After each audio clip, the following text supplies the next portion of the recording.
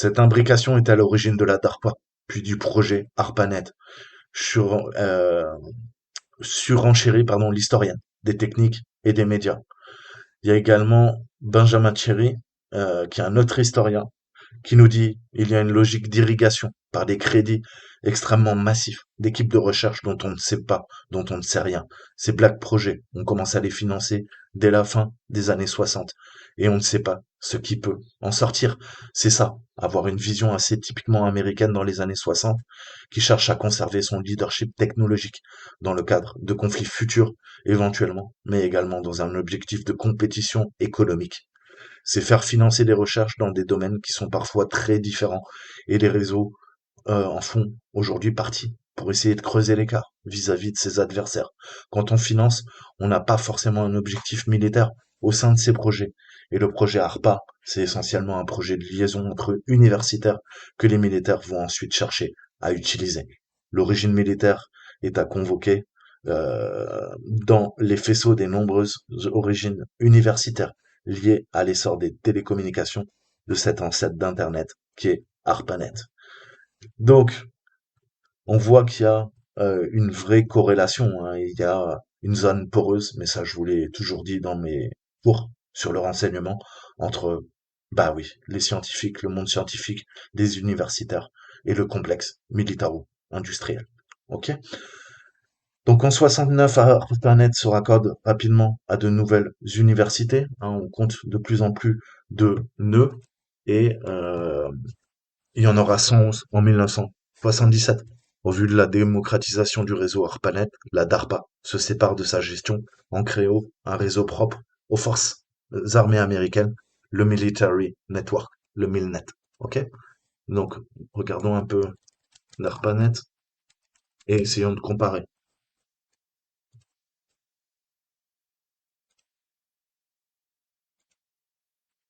Donc, on voit le lien et le tissage, hein, entre les connexions. Donc, soit des liens physiques, soit des liens par satellite. Ok. Et on voit tout de suite, hein, les universités. Là, on a Stanford. On voit également Xerox, de grosses compagnies américaines, hein, qui vont créer vraiment l'internet, les débuts des PC. Ok, Texas Instruments, beaucoup de boîtes que vous ne connaissez peut-être pas, mais qui travaillent pour le complexe militaro-industriel. On voit Harvard, hein, les plus grandes universités, le Pentagone qui est connecté naturellement au réseau, etc., etc. Donc ça, c'est ARPANET en 1970, 111 nœuds. OK? Et si on superpose via des calques, on voit vraiment la filiation directe avec le réseau Milnet. OK? Puisque je vous ai dit que l'un ne va pas sans l'autre. Si on revoit un petit peu, on voit qu'ARPANET, en effet, hein, ça a commencé donc avec le UCLA, le Utah, donc toute la côte ouest, ok, qui va s'interconnecter avec les plus grandes universités, notamment Harvard et le Pentagone qui est situé à Washington DC, et on va mailler l'ensemble du territoire. Ok, là on voit l'image en 1982 et on voit que ça passe exactement par les mêmes nœuds de Milnet. Ok, c'est pour ça que je vous dis que l'épine dorsale, le backbone d'ARPANET, de DARPANET, c'est Milnet. On voit bien. Ok. Et aujourd'hui, bah, le réseau est extrêmement plus dense. Si vous regardez toutes les fibres optiques, les connexions point par point, même en GSM, ok, en 3G, 4G, 5G, 6G bientôt, et ben ça a densifié encore ce réseau, ok. Mais là, on parle de 40 ans plus tard, ok. Donc on voit bien cette filiation, en fait.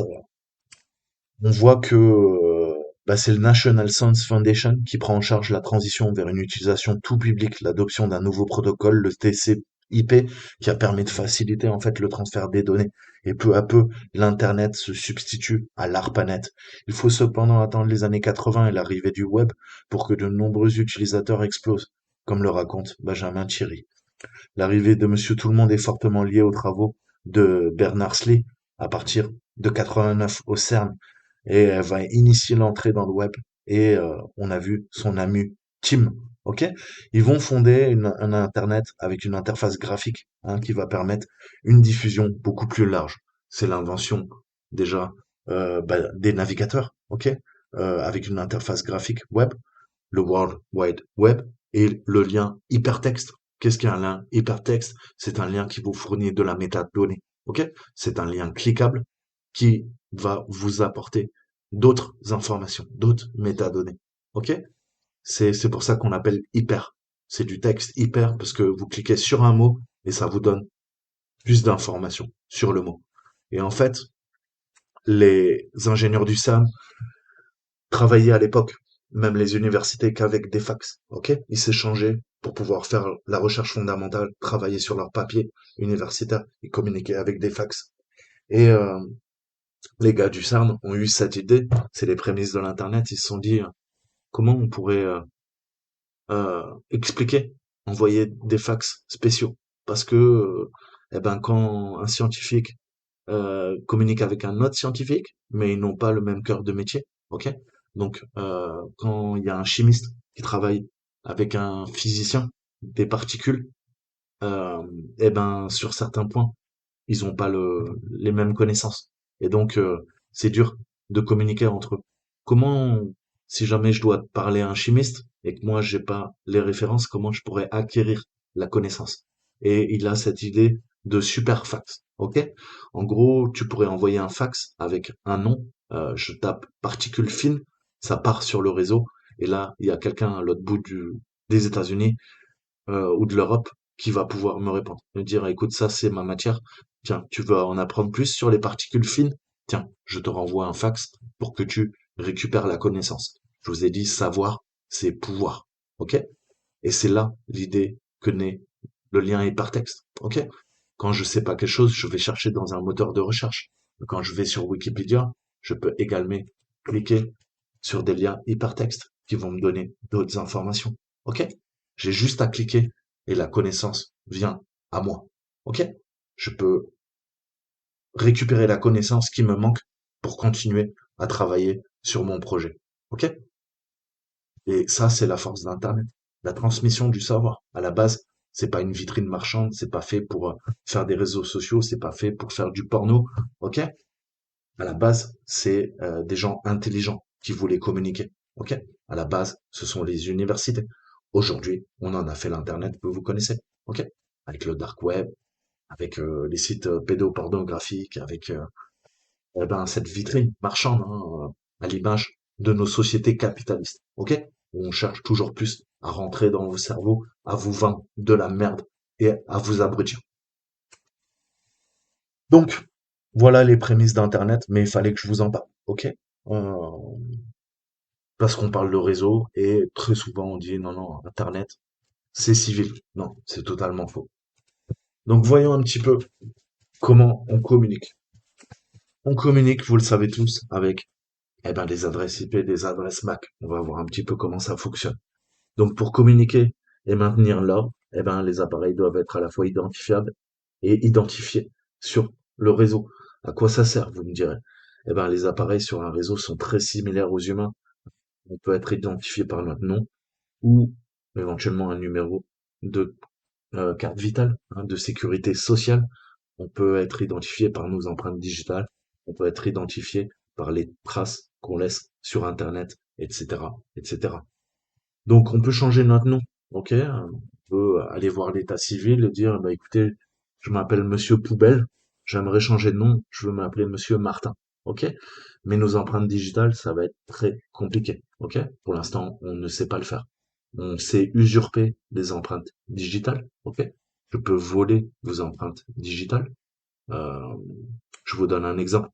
Il y a une belle fille qui va vous récupérer, vous êtes dans un hôtel, elle va vous inviter à boire un verre, ok?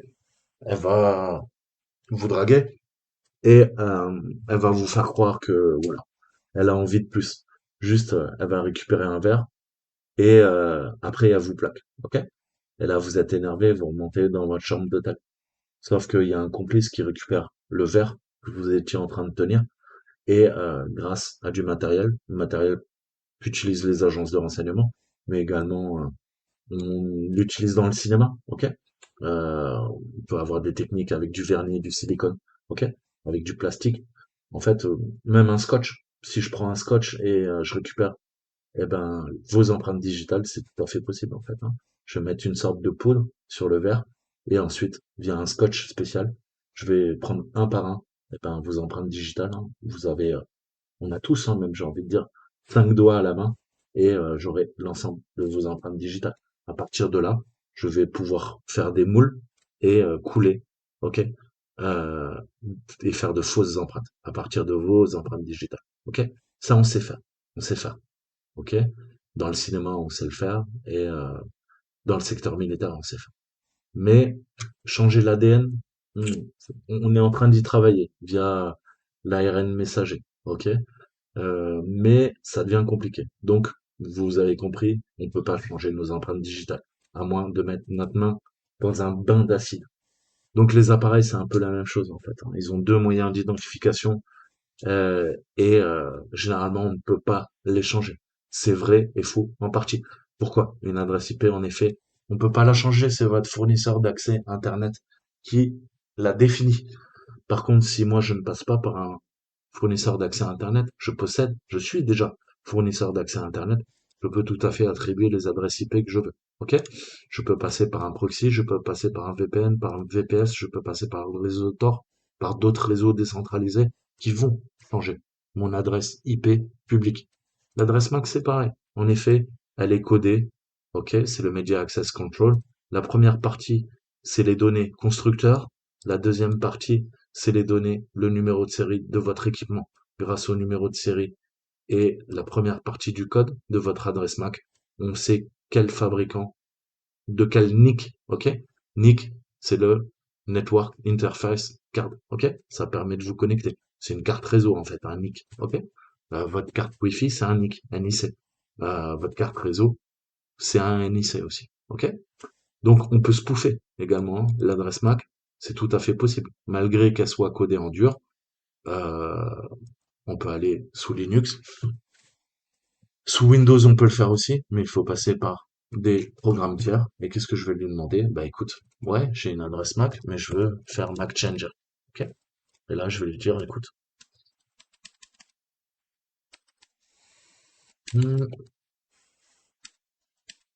ok, Mac Changer, je vais changer mon adresse IP, mon adresse Mac, ok, automatiquement ou de façon aléatoire.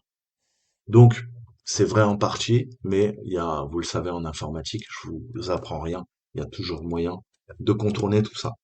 Mais revoyons un peu les bases, hein. Une adresse IP, c'est quoi? Eh ben, c'est IP pour Internet Protocol, protocole Internet, qui peut être réutilisé comme moyen d'identifier un node sur un réseau pendant une période de temps où cette adresse IP peut ensuite être associée à un autre type d'appareil sans que l'adresse IP ne change. Ok? Tout d'abord, décomposons précisément ce qu'est une adresse IP avec le schéma ci-dessous. Déjà dans vos têtes, 192.168.1.1, je sais que c'est quoi? C'est du classe C, ok? On verra plus tard. Mais on a premier octet, deuxième octet, troisième octet, quatrième octet, ok? Donc, 192, 168, 1, 1. On sait que pour chaque octet, ok, on a de 0 à 255 machines, hein, qui peuvent être adressables, ok? Donc une adresse IP, c'est un ensemble de nombres divisé en 4 octets, ok? Ok, bah en effet, 4 octets. La valeur de chaque octet se résumera à l'adresse IP de l'appareil sur le réseau, et ce nombre est calculé par une technique connue sous le nom d'adressage IP et de sous-réseau, hein, c'est ce qu'on appelle le subnet en anglais. Alors, mais on verra plus tard parce que bah, c'est beaucoup plus compliqué en fait de calculer des masques de sous-réseau. Retenez qu'on a, on va dire, trois grandes classes. On a la classe A, la classe B, la classe C. La classe C, vous l'utilisez tout le temps à la maison. Ok? On est tout le temps en classe C, vous êtes tout le temps en 192, quelque chose, hein. Vous n'êtes pas obligé d'avoir du 168, mais vous, par défaut, euh, si je tape quoi? Ok? J'arrive sur quoi? Ben, j'arrive sur ma Livebox. Donc, c'est quoi? Ouais, je suis bien sur un réseau. Je suis bien sur un réseau en classe C. Il n'y a pas de souci là-dessus. Donc, Les adresses IP suivent un ensemble de normes connues sous les noms de protocoles. Ces protocoles sont l'épine dorsale de la mise en réseau et obligent de nombreux appareils à communiquer dans le même langage, ce que nous aborderons également une autre fois. Cependant, rappelons que les appareils peuvent être à la fois sur un réseau privé et public, comme je vous l'expliquais. Selon l'endroit où ils se trouvent, ils détermineront le type d'adresse IP dont ils disposent. Une adresse IP publique pour communiquer sur Internet, une adresse privée pour communiquer sur le réseau local, la LAN. Ok? Donc une adresse publique, comme je vous le disais, c'est identifier l'appareil sur Internet et l'adresse privée parmi d'autres appareils sur le LAN. Ok? Et si on prend le tableau et la capture d'écran ci-dessus, nous avons deux appareils sur un réseau privé. Qu'est-ce qu'on a? On a desktop, en effet, on a cinématique PC privé, on a bureau KJ privé, et on a également le même en public. Ok? Donc, avec cette adresse publique, je vais pouvoir attaquer, je vais pouvoir scanner la machine de l'extérieur de KJE, de CMNATIC. Ok? Par contre, si j'ai une adresse privée, elle me servira strictement à rien. Pourquoi? Parce qu'il faudra que j'attaque le routeur pour rentrer dans le réseau privé pour pouvoir ensuite me servir de ces adresses privées. Ok? De l'extérieur, d'Internet, lors d'une cyberattaque, elle m'intéresse pas. Moi, je veux les adresses publiques. À partir de ça, je peux récupérer beaucoup d'informations sur ma cible. Donc, ces deux appareils pourront être utilisés et en effet, on voit que au sein du réseau, 192, 168, 1,77 et 1,74. Ok? En effet, elles sont là. Qu'est-ce qu'il y a? Il y a le DHCP. Le DHCP, qu'est-ce qu'il va faire? Automatiquement, il va venir attribuer sur le réseau local, ok, les adresses IP. Donc c'est lui qui a dit, ah, desktop, tiens, je te donne 192, 168, 1,77.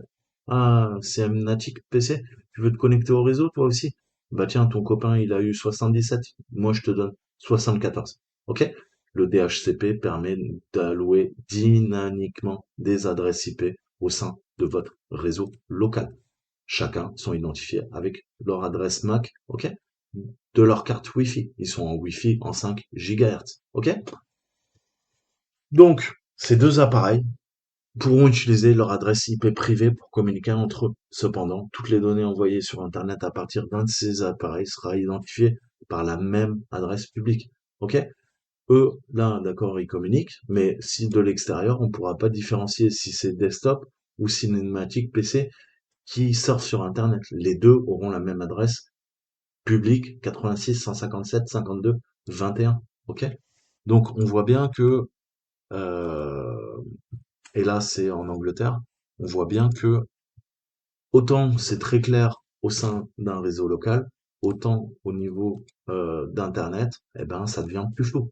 C'est comme vous, votre fournisseur d'accès à Internet sait que vous allez sur tel ou tel site sur Internet, mais par contre, si vous êtes une famille de 5, il sait pas si c'est le petit frère, la grande sœur ou vos parents, ok? Ou vous. Donc voilà où je veux en venir, ok? C'est plus délicat puisqu'on se partage tous tous les gens se partagent une adresse euh, généralement publique. Ok? Donc l'adresse publique est la même. Donc plus il y a d'équipements qui sont connectés, plus ça devient difficile aussi hein, de pouvoir adresser, puisqu'on a de plus en plus d'équipements sur Internet. Hein. Bientôt on parlera de 50 milliards d'appareils connectés d'ici la fin de l'année 2021. Ok? Donc avant, on avait l'adressage en IPv4. Le futur, eh ben, c'est l'IPv6. Le problème, c'est que l'IPv6, c'est vraiment pas fait pour les êtres humains. Autant je vous dis, vas-y, ping-moi l'adresse 86 157 52 21. Mais si je vous dis, bah vas-y, ping-moi la machine 2A 00 2.22 C4 2.1 531, vous voyez que notre cerveau est pas fait pour retenir l'IPv6. Donc ça va poser de vrais problèmes. Parce que gérer un réseau en IPv6, c'est demander aux administrateurs réseau. Ils vont vous dire que ça rend fou. Quel est l'avantage? Vous allez me dire. Eh ben, c'est tout simplement au niveau de l'adressage, en fait. Hein. Au niveau de l'adressage du protocole d'Internet, connu sous IPv4, eh ben, on utilise un système de numérotation de puissance 32. Ça veut dire qu'on peut adresser 4,29 milliards de machines. Le problème, vous le savez, c'est que bah on est un petit peu plus sur Terre et même si euh, on avait juste un téléphone chacun, et vous savez que c'est pas le cas, eh ben il faudrait on est plus de 7 milliards, ok? Donc il fallait trouver des solutions. La solution, ça a été de passer en IPv6 et on peut adresser 340 trillions, ok? Donc là, on est 2 puissance 128 d'adresse IP, ok? Et bien sûr, on a amélioré, il y a quand même de nouvelles technologies, même si je vous dis, c'est extrêmement chiant de parler en IPv6, ok? Parce qu'on est habitué à l'IPv4 et c'est vrai on a du mal un peu à faire la transition. Donc les adresses MAC, comment ça fonctionne? Je vous ai dit deux parties. La partie euh, fabricant, vendeur, la partie unique, à vous, ok? Donc les appareils sur un réseau, ils auront tous une interface réseau physique, ok? Il y a une puce, une carte à puce en fait, hein, qui est à l'intérieur de l'appareil, et cette carte réseau, elle a une adresse unique qui est fournie en usine et en théorie on ne peut pas modifier, ok? Qui s'appelle le Media Access Control, ok? Donc l'adresse MAC, c'est un nombre hexadécimal à 16 caractères, un système de numérotation tout simplement en base 16, hein, qui est utilisé pour représenter des nombres et qui est divisé en deux, ok? La partie rouge, la partie verte, ok? Donc par exemple, on va prendre quoi? A4, C3, F0, 85, AC2, D. Les 6 premiers caractères représentent l'entreprise qui a créé l'interface réseau et les 6 derniers sont un numéro unique, ok? Donc là, quand vous allez sur Internet, non seulement on a votre adresse IP, mais on va prendre les 3 premiers et on va dire, ah, le vendeur là, c'est Intel. Ok. Et là, adresse unique, ah bah ouais, c'est le gars qui a acheté un PC en 2012 au mois de janvier. Ok? Et je rigole pas, je rigole pas. C'est comme ça que pour les services de renseignement, pour les grosses sociétés, toutes ces informations, elles peuvent les avoir dans d'autres bases de données et on vous trace, mais même pas besoin de commencer à attaquer vos ordinateurs. Ok? Déjà, on vous suit à la trace avec votre adresse MAC et votre adresse IP. Cependant, il y a une chose intéressante avec les adresses MAC, c'est qu'elles peuvent être heureusement spoofées, usurpées, falsifiées, avec un processus qui est connu sous le nom d'usurpation d'identité. Ok? Spoofing en anglais. Donc cette usurpation se produit lorsqu'un périphérique en réseau prétend s'identifier comme un autre à l'aide de son adresse MAC. Lorsque cela se produit, cela peut souvent casser des conceptions de sécurité mal mises en œuvre qui supposent que les appareils qui communiquent sur un réseau sont dignes de confiance. Prenons le scénario suivant, un pare-feu est configuré pour autoriser toute communication entrant et sortant de l'adresse MAC de l'administrateur. Si une des périphériques usurperait cette adresse MAC, eh ben, le pare-feu penserait maintenant qu'il reçoit des communications de l'administrateur, alors que c'est pas le cas. Des lieux tels que les cafés, des hôtels utilisent souvent le contrôle via l'adresse MAC lors de l'utilisation de leur Wi-Fi invité au public. Cette configuration pourrait offrir de meilleurs services, c'est-à-dire une connexion plus rapide pour un prix, si vous êtes prêt à payer les frais pour votre appareil. Et, euh, eh ben, on va voir qu'on peut falsifier ça, ok? Et le premier truc que je fais quand je vais dans un hôtel, c'est pirater leur Wi-Fi, ok? Je ne paye pas, je contourne cette protection MAC, ok? Et plus dangereux, une fois que ça c'est fait, on accède à tous les ordinateurs qui sont connectés à l'hôtel, ok? YouTube m'a effacé cette vidéo, mais j'étais parti dans un hôtel français et il y avait des policiers qui venaient passer une formation et bah, j'ai pas piraté, hein, mais j'ai eu accès sur le réseau à 200 ordinateurs. J'avais juste à cliquer sur un bouton et je pouvais pirater les 200 PC. Ok. Donc c'est très dangereux. Attention au réseau d'un hôtel, d'une gare. Et c'est là aussi que les services de renseignement iront placer des IMSI catchers, iront installer des mouchards. Ok. Quand c'est gratuit, c'est vous le produit. Ok. Donc c'est parfait pour faire de la reconnaissance, pour faire de l'espionnage industriel, puisque on a des VRP, des grosses boîtes hein, qui viennent dans nos aéroports, qui viennent dans nos gares, qui viennent dans nos hôtels. Et bien sûr, c'est du pain béni pour les agences de renseignement. Elles vont pouvoir voler les secrets. Euh, donc attention, attention. Donc les laboratoires interactifs simulent le réseau Wi-Fi d'hôtel où on doit payer en fait pour un service. Et vous verrez que bah, le routeur n'autorise pas les paquets de Bob en bleu, mais sur le site web Joe Try Hack Me, il les place donc dans la corbeille entre guillemets, mais les paquets d'Alice qui sont en vert passent bien parce qu'elle a payé pour le Wi-Fi. Donc on va essayer de remplacer l'adresse MAC de Bob par celle d'Alice et voir un petit peu comment ça se passe. Ok?